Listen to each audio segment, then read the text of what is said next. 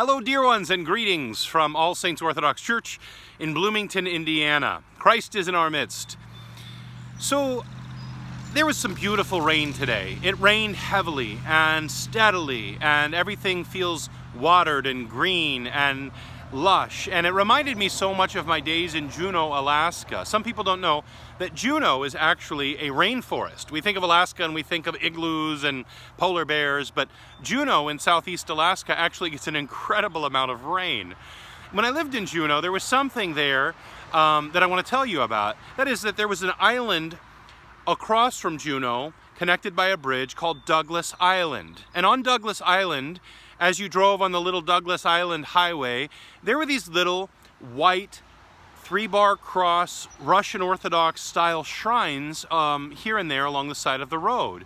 And it was always such a mystery to me because I didn't know anybody Orthodox who lived on Douglas Island. There wasn't a church on Douglas Island. And so I was thinking, where did these come from and who's maintaining them?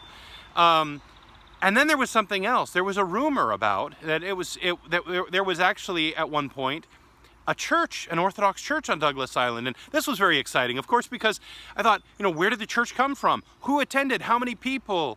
And what happened to it? Well, imagine my great joy, even though it took 15, 20 years to find out. Imagine my great joy when I found out that, in fact, there was a church on Douglas Island, and when I found out that the person who founded that church on Douglas Island was none other than Saint Sebastian of San Francisco and Jackson, California. Saint Sebastian was born in San Francisco. His parents were Serbian immigrants. He was born in 1863. He lived there during his childhood. As he grew older, he chanted and taught in the church, in Sunday school type classes and things like this. And when he was 21 years old, he was asked to go to Sitka to help at the church, St. Michael Cathedral there in Sitka.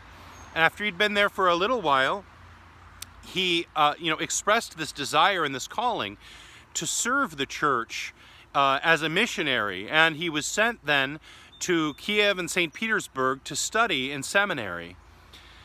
3 years later, he was tonsured a monk, and he was ordained a deacon, at which point he was sent back to San Francisco, where he served as a deacon at the cathedral in San Francisco for 5 years.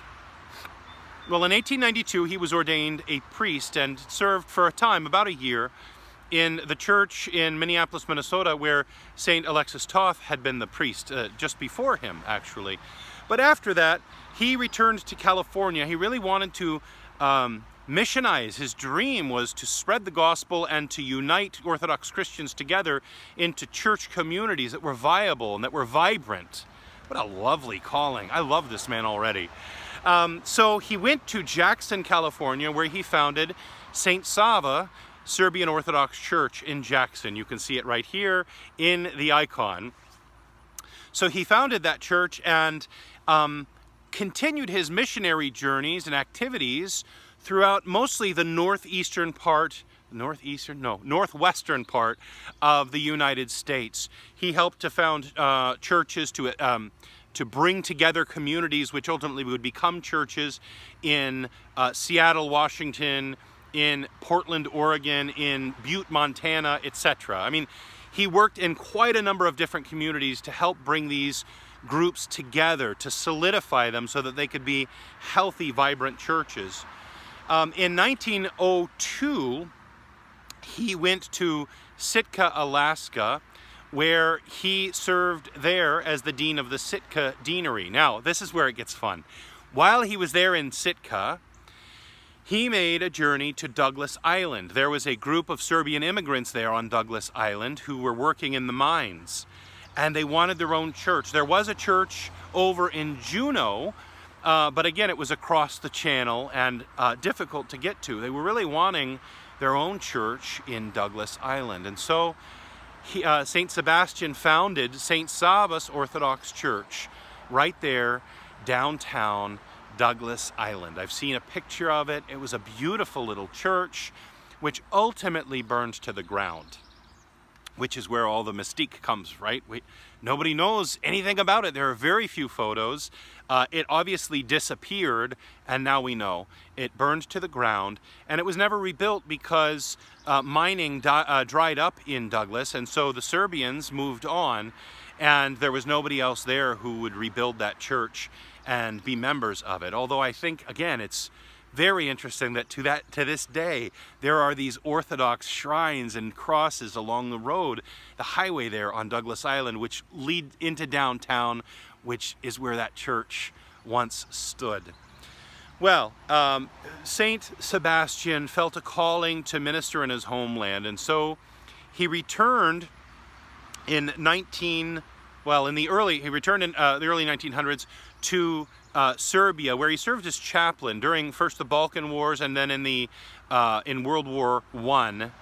And then he spent the rest of his days ministering and missionizing and teaching and praying in Yugoslavia, where he ultimately reposed, and he was buried there at the monastery of Žiča. Later on, his relics were taken to Jackson, California, where they are buried, and where Saint Sebastian founded that Saint Savas Orthodox Church there in Jackson. Another wonderful missionary, Orthodox missionary on American soil, spreading the gospel, organizing the Christians, glorifying God in his life. And we ask Holy Saint Sebastian to pray for us and to help us to have that same missionary zeal to bring Christ to those who are dying for him. They're dying to find him and to receive him and to experience him. Christ is in our midst. He is and ever shall be.